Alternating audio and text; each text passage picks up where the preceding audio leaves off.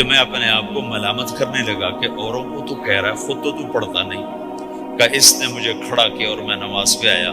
پھر ایک دن شیو کرنے لگا، شیشے میں کھڑا دیکھ رہا تھا، تو میں نے کہا جب اللہ کو سجدہ کر رہا ہوں تو چہرے پہ نبی کی سنت بھی ہونی چاہیے.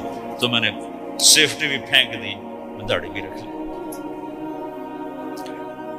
تو تبلیغ کا کام کرتے رہنا، ہم فرشتے نہیں بن سکتے.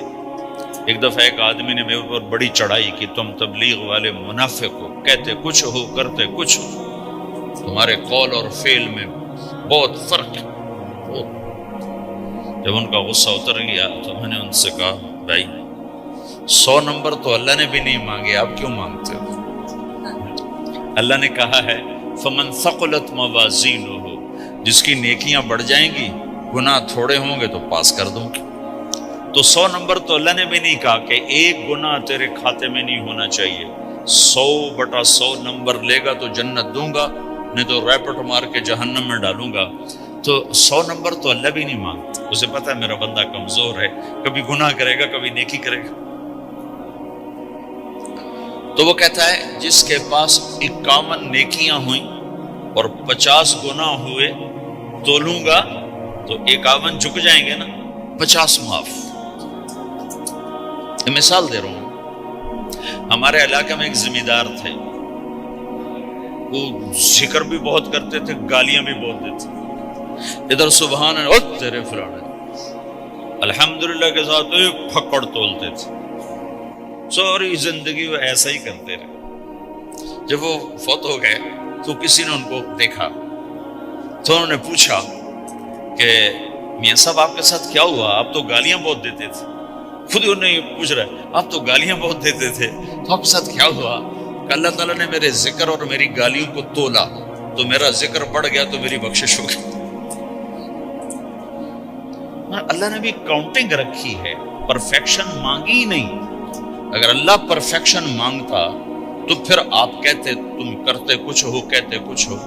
اگر میں کہتا صحیح ہوں تو ایک نیکی تو کر رہا ہوں، اور کرتا نہیں ہوں تو ایک گناہ کر رہا ہوں. کیا پتا میرا رب میرے کہنے کے طفیل میرے نہ کرنے کو معاف کر دے.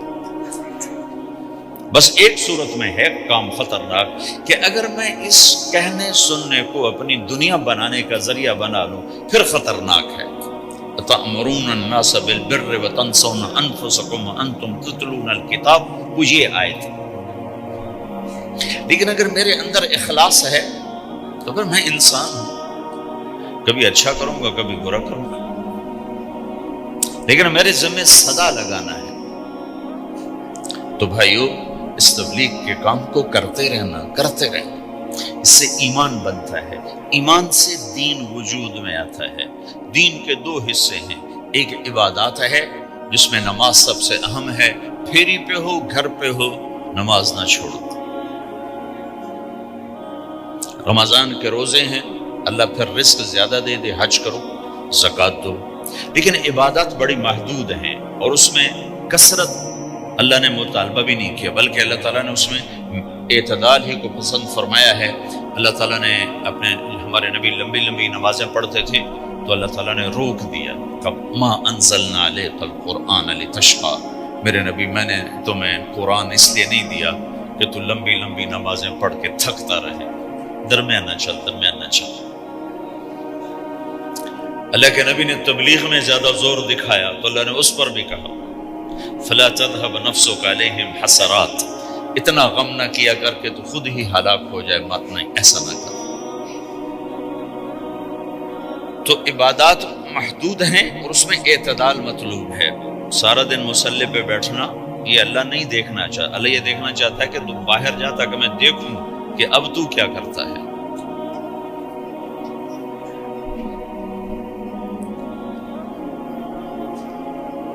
دوسرا حصہ اس کا اخلاقیات ہے، آپس کی معاشرت ہے. دین جو اثر انداز ہوتا ہے وہ معاشرت سے اثر انداز ہوتا ہے، عبادت سے نہیں. عبادات سے نہیں. عبادت تو مسجد کے اندر ہے یا مصلی پر گھر کے اندر ہے، روزہ اندر کی چیز ہے، حج بیت اللہ میں ہے، زکوٰۃ مسلمان کو دی جاتی ہے. تو دنیا میں دین پھیلنے کے لیے اور اپنوں کو دین کے قریب کرنے کے لیے جو سب سے بڑا عمل ہے وہ بھائیو اچھے اخلاق. یہ دوسرا حصہ میں آج بیان کرنا چاہتا ہوں. اللہ کے نبی نے فرمایا ایو عرل اسلام اوثق، مجھے بتاؤ اسلام کا سب سے مضبوط عمل کیا ہے؟ تو صحابہ نے کہا الجہاد، یا رسول اللہ جہاد. اسلام کا سب سے مضبوط عمل کیا ہے؟ صحابہ نے کہا جہاد. تو آپ نے کہا وحسن وما هو به، ہاں جہاد بہت اچھا عمل ہے لیکن سب سے بڑا عمل نہیں ہے، سب سے مضبوط عمل نہیں ہے. انہوں نے کہا جی الصلاۃ، نماز. تو آپ نے کہا ہاں وحسنۃ وما هي بها، نماز بھی بہت اچھی چیز ہے لیکن وہ نہیں جو میں پوچھ رہا ہوں، سب سے اعلیٰ، سب سے اوپر، سب سے مضبوط نہیں. انہوں نے کہا جی الحج، حج. تو آپ نے کہا حج بھی بہت اچھا عمل ہے لیکن وہ نہیں جو میں نے پوچھا ہے. پھر صحابہ نے کہا جی روزہ، آپ کا روزہ بھی بہت اچھا ہے لیکن وہ نہیں جو میں نے پوچھا ہے. تو پھر صحابہ نے کہا یا رسول اللہ پھر آپ ہی بتائیں، ہمیں تو نہیں پتا. تو ہمارے نبی عبادات سے اوپر لا رہے ہیں، اپنے ساتھیوں کو عبادات پہ قائم کر دیا. ہر آدمی نمازی بن چکا ہے، ہر آدمی روزے دار بن چکا ہے، ہر آدمی مالدار زکوٰۃ دینے والا بن چکا ہے، اور ہر آدمی حج کا جذبہ پیدا کر چکا ہے. اب آپ ان کو اخلاق پہ لانا چاہتے ہیں، چونکہ اسلام کی تکمیل اخلاق سے ہے. اسلام کو تشبیہ دی گئی ہے گھر کے ساتھ، بنی الاسلام علی خمس. تو بنیا کا لفظ عمارت پر بولا جاتا ہے. تو اسلام کی بنیاد میں ہے کلمہ، نماز، روزہ، حج، زکوٰۃ. اگر اس مسجد کی بنیادیں بھر دی جائیں تو اس کو مسجد تو نہیں کہیں گے. ہاں جی بنیادیں ڈال دی ہیں، چھت ڈالنی ہے. جب چھت پڑے گی تو پھر یہ مسجد کہلائے گی. تو اسلام کی بنیاد قائم ہو چکی تھی، اب آپ چھت ڈالنا چاہتے تھے. چھت کیا ہے؟ وہ اچھے اخلاق ہیں. تو اب آپ ان کو اوپر لا رہے ہیں، اوپر لا رہے ہیں. تو آپ نے جب پوچھا تو انہوں نے وہی کہا جو انہوں نے ابھی سیکھا تھا، نماز، روزہ، جہاد، حج. لیکن آپ نے سب کی نفی کر دی، نہیں یہ بھی نہیں، یہ بھی نہیں، یہ بھی نہیں، یہ بھی نہیں. اچھا یا رسول اللہ آپ بتائیں. تو آپ نے فرمایا ان اوثق عرى الاسلام الحب للہ والبغض للہ. اسلام کا سب سے مضبوط عمل وہ آپس میں اللہ کے لیے محبت کرنا ہے. اسلام کا سب سے مضبوط عمل وہ آپس میں اللہ کے لیے محبت کرنا ہے. اسلام کا سب سے مضبوط عمل وہ محبت ہے. اللہ کے لیے بغض ہے، اللہ کے لیے محبت ہے.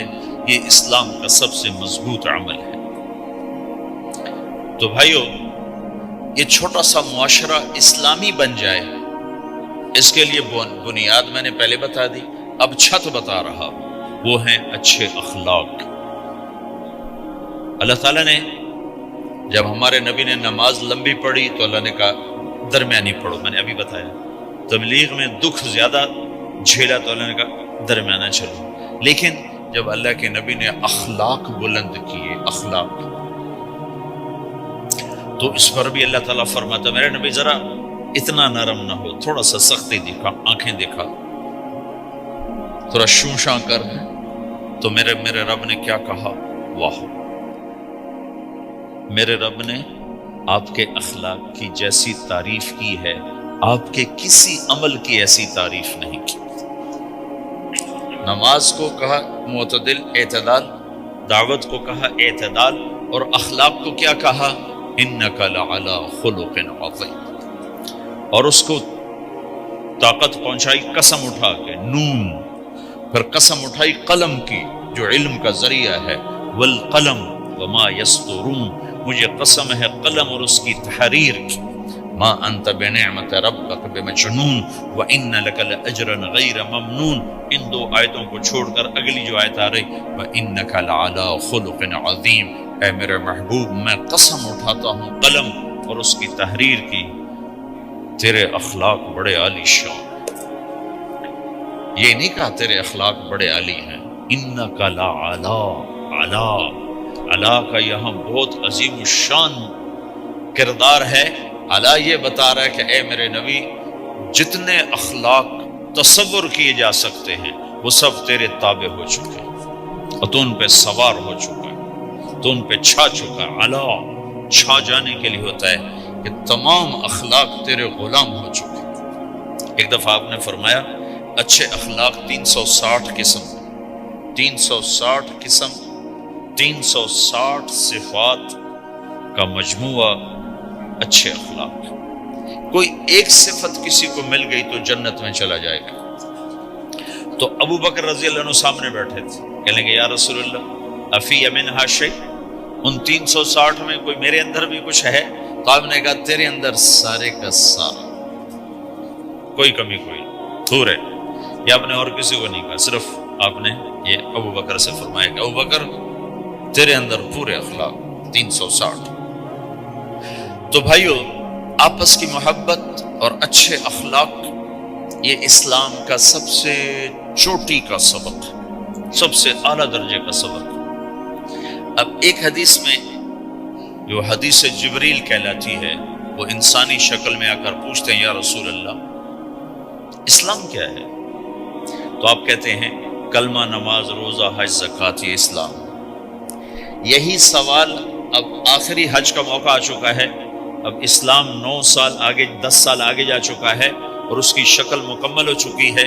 तो अमर बिन अबसा रज़ी अल्लाह तआला अन्हु ये आखिरी हज के मौके पर आपसे मिलते हैं और आकर या आपसे पूछते हैं या रसूल अल्लाह मल इस्लाम। सवाल एक है, मल इस्लाम। शुरू में मदीने के दाखिले के शुरू में जिब्रील इस इंसानी शक्ल में आते हैं और कहते हैं मल इस्लाम, इस्लाम क्या है? तो आप कहते हैं कलमा, नमाज, रोजा, हज, ज़कात। अब यही सवाल 10 साल के बाद या 9 साल के बाद अमर बिन अबसा कहते हैं या रसूल अल्लाह मल इस्लाम, इस्लाम क्या है? तो अब जवाब सुनो, आपने फरमाया इत्आमुत ताम व तीबुल कलाम, मीठा बोल बोलना और खाना खिलाना।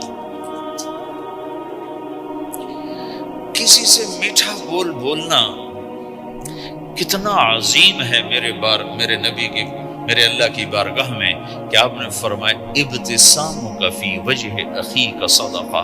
तो अगर किसी मुसलमान को हंस के मिल ले तो ये भी तेरे लिए सदक़े का सवाब, सदका लिखा जाएगा। जिब्रील कहते हैं या रसूल अल्लाह मल ईमान, ईमान क्या है? तो आप फरमाते हैं अल्लाह को मानना, फरिश्तों को मानना, नबियों को मानना, किताबों को मानना, तकदीर को मानना, मौत के बाद की जिंदगी का इक़रार करना। अंतुमिन बिल्लाहि व मलाइकतिही व कुतुबिही व रुसुलिही व बिल बास बअदल मौत, ये है इब्तदाई जवाब। अब यही सवाल अमर बिन अबसा करते हैं 9 साल के बाद, या रसूल अल्लाह मल ईमान, ईमान क्या है? तो आपने फरमाया अस्सब्र वस्समाहा, सब्र करना, माफ करना। सवाल एक है, जवाब 2 हैं। क्यों?